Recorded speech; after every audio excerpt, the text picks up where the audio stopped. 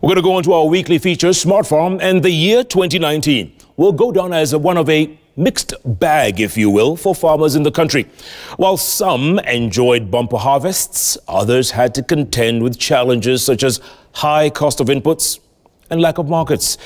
Now, this week, Dennis Atieno looks at the farmer's wish list for 2020 on tonight's edition of Smart Farm.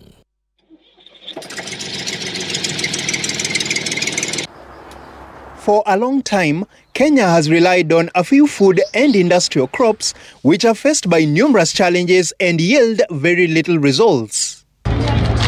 Farmers like Mary Mwangi reckon the government should support cultivation of forgotten crops such as moringa, which has multiple uses.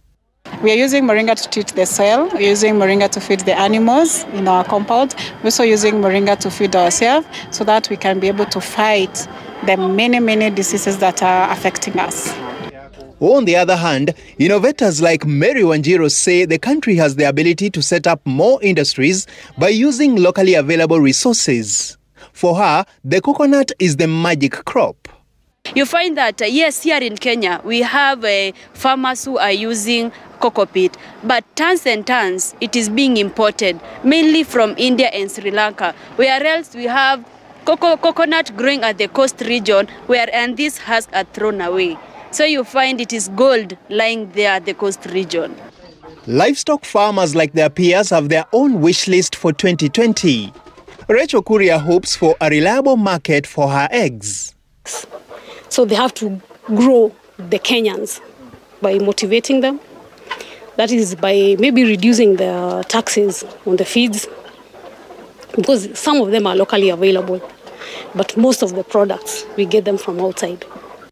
Sentiments shared by those from aquaculture sector who say Kenya can become a net fish exporter.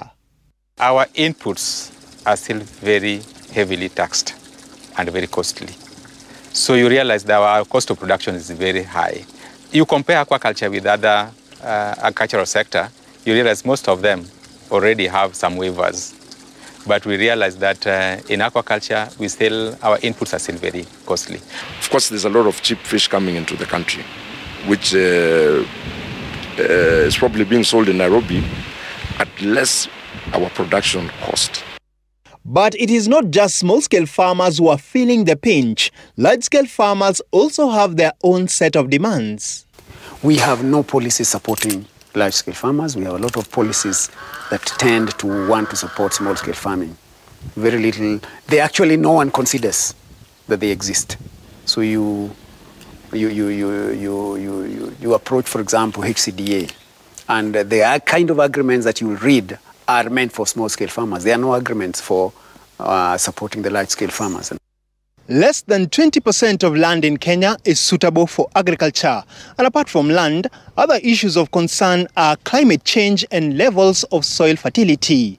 Sustaining agriculture, therefore, as an enterprise will largely depend on embracing solutions and technologies designed towards addressing some of these challenges. Dennis Atieno, Smart Farm.